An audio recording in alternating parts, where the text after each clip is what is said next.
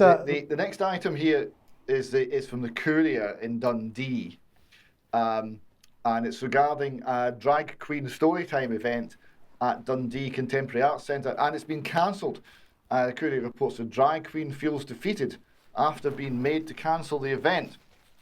A performer who's forced to cancel a performance at DCA on Saturday shared their anger over the online abuse they were subjected to. Miss Peaches, aged 23, was set to host drag queen story time, and we have an article on our website on that subject from Dr. Bruce Scott, where she would read stories to children and their parents at an Elegate venue. The DCA had been forced to cancel the performance due to what they described as hateful and intimidatory behaviour of a small number of people online, leading the performer to feel unsafe. This is the standard excuse that's given, but we've seen this over and over again. These events are being cancelled because people are speaking out. Speaking with the Courier, Miss Peaches gave her reaction to the cancellation. She said, "It's really just bizarre to me. The event was listed as a story time. I was doing nothing more than reading a book." So there we go. A couple of quick comments that were on the Courier page. Morag Braun said, "I feel sorry for Miss Peaches and the grief she received, but the council-run DCA is out of order, arranging for 2 to 10-year-olds at an event as part of a transcendent event held by the DCA celebrating those who experience issues with their gender. The DCA management thinks that toddlers should be celebrating those who experience issues with their gender. Is really quite staggering. I hope the DCA does not rearrange the event." And Alien asks, "Why are these men so eager to present highly sexualised version of women to small children?" Now, so Miss Peaches didn't understand why there was opposition. I'm going to help her out here, because we have here a paper called Drag Pedagogy, The Playful Practice of Queer Imagination in Early Childhood by Harper Keenan and Little Miss Hot Mess, who was one of the drag performers who started this all off in the United States. We have a little extract, and it shows you what this is actually about. It reads, this is the academic underpinning of it. It reads, "Building in part from queer theory and trans studies." Sorry, David, sorry, your mic I think has dropped on somewhere. Oh, sorry. We can't actually hear you at the moment. Oh.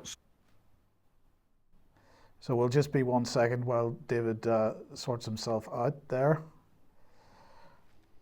Sorry about that. Can you hear me now? Yes. Right. Okay. So this is from the intellectual underpinning of the drag queen story times. It reads, "Building in part from queer theory and trans studies, queer and trans pedagogies seek to actively destabilize the normative function of schooling through transformative education. This is a fundamentally different orientation than movements towards inclusion or assimilation of LGBT people into the existing structures of a school and society. As a practical example, in early childhood classrooms, consider the common practice of sorting children into groups of boys and girls.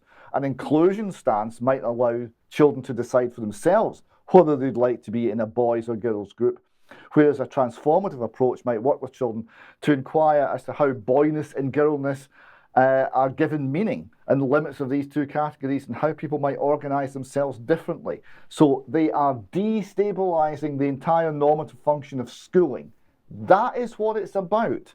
And we have here, for people who want to know more, there's a new Discourses podcast on this called Groomer Schools podcast for Drag Queen Storytime that analyses that paper in detail.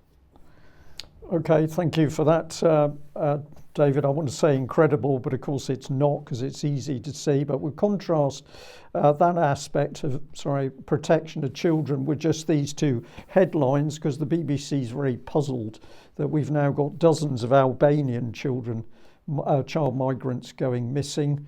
The second headline here, child migrants, 116 children missing from UK hotels. We had exactly the same problem when Syrian children came to UK, but this is all too difficult for the BBC. They can't really work out how these children could come here without parents and how they could subsequently disappear.